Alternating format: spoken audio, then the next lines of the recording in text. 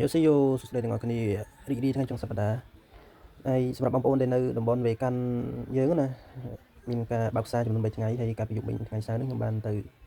ដើរផ្សារមើលគេមើលឯងចឹងព្រោះតែនៅផ្ទះពេកវារឿងអបសុកចឹងដើរមើលទៅថ្ងៃគេបើកផ្សារហើយក្នុងផ្សារមានគេលក់នេះលក់នោះច្រើនមែនទែនបងប្អូនមានចំណីអាហាររួមទៅជួបជុំគ្នាអង្គុយលក្ខណៈបែបរ៉ូម៉ែនទិកហើយក៏មានស្តង់លក្ខណៈបែបខំភីងខំអីចឹងទៅមើលទៅរនងមានមនុស្សម្នាច្រើនហើយក៏ឃើញថាមានជនបរទេសចឹងមកលេងច្រើនផងដែរខ្ញុំដើរមើលទេតែអត់មានលុយទិញអីទេចាប់ជុំអីដឹងហើយទាំងអស់គ្នាចាប់ជុំចាប់អីខ្លះអស់លុយនេះមានកន្លែងកូនក្មេងលេងឡានលេងអីច្រើនណាមានកន្លែងអង្គុយហូបនេះហូបនោះអញ្ចឹងដល់ពេលយើងទិញកាហ្វេទិញហូបអាហារហើយយើងអាចមកអង្គុយនៅលេងកន្លែងហ្នឹងបានអង្គុយមើលហើយក្បែរហ្នឹងក៏មានការគុំតន្ត្រីផងដែរណាហើយដើរជួបសិបលិសឲ្យប៉ូលិសអត់មានស៊ូសាក់ថាយើងមកពីណាទេហើយខ្ញុំ9មិត្តភក្តិខ្ញុំអ្នកនៅមួយគ្នាជនជាតិស្រីលង្កាជនជាតិឥណ្ឌូនេស៊ីអីព្រោះទៅហ៊ានទៅថាប៉ូលិសច្រើនពេកហ៊ានទៅទេខ្ញុំទៅម្នាក់ឯងទៅហ្នឹងហើយនេះក៏ហ៊ុនចាកាណានខានទេមូសូណាគេថា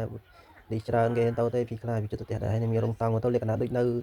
យើងដើរបោះតង់អីចឹងម្យ៉ាងមកដែរមកទៅវារៀងស្រស់ស្រាយណាជួបមិត្តភក្តិអង្គុយផឹកនេះផឹកនោះនេះខ្លះផឹកសូជូនេះខ្លះផឹកមីជូនេះខ្លះដាក់ដាក់សាច់អាំងចឹងទៅតែសាច់អាំងគេថ្លៃណាស់គ្នាខ្ញុំដើរទៅទិញសាច់អាំងនេះក្តៅនេះឃើញតំណងវាឈ្ងុយវាហុយខ្ញុំក៏គេច្រក10000ទៅបានហើយមិនតិចមកចាប់មួយហ្នឹងហូបមកពីម៉ាត់អស់លេងហើយដាក់ដល់ផ្សារនេះខាងផ្សាររបស់ជនជាតិខាងកាត់យើងខាងអង់គ្លេសចឹងខាងវៀតណាមគាត់បើកធំមែនទែនហើយពួកគាត់ស្រៀងខ្មែរនេះដល់ឡើងទៅចូលផ្សារមានមនុស្សច្រើនណាបងប្អូនមនុស្សច្រើន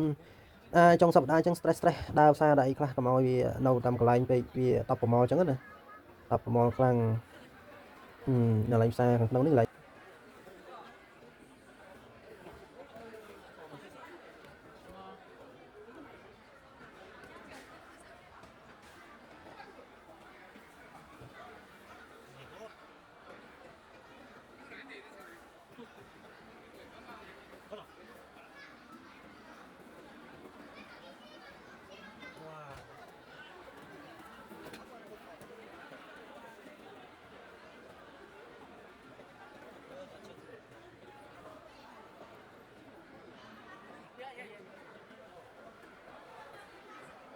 មកស្ងាត់មើល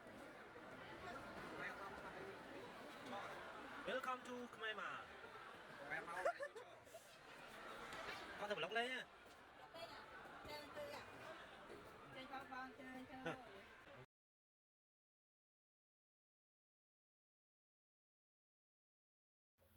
ហើយនៅខាងមុខនោះក៏មានហាងខ្មែរយងអត់ដែរហាងរបស់ចែស៊ីនវ៉ាគាត់លក់នៅខ្មែរហ្នឹងដាក់ទៅដល់ហាងរបស់គាត់ហ្នឹងហើយក៏ជួយទិញតិចតួចទៅក្នុងនាមជាខ្មែរដូចគ្នាពេលខ្លះទៅអត់លុយក៏ជឿខ្លះអញ្ចឹងទៅដល់ខែបើកលុយខ្ញុំសងគាត់វិញហ្នឹងហើយនេះទស្សនវិជ្ជានេះខ្ញុំថតដូចជាម៉ោងហើយជា8ជាងណាមនុស្សនោះមានច្រើនមនុស្សច្រើនមែនទែនបងប្អូនហើយនៅថ្ងៃអាទិត្យមួយថ្ងៃទៀតបងប្អូនដែលមានពេលអាចមកលេងបានអ្នកដែលនៅតំបន់ចិត្តវេកាន់វាអីហ្នឹងអាចមកលេងបានហើយបើសិនបើមកហ្នឹងឆាប់ប្រាប់ខ្ញុំផងខ្ញុំទៅដែរណាជួបជុំគ្នា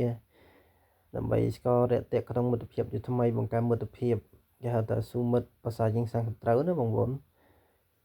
ណាអរគុណច្រើនសម្រាប់ការតាមដានទស្សនាវីដេអូរបស់យើងហើយ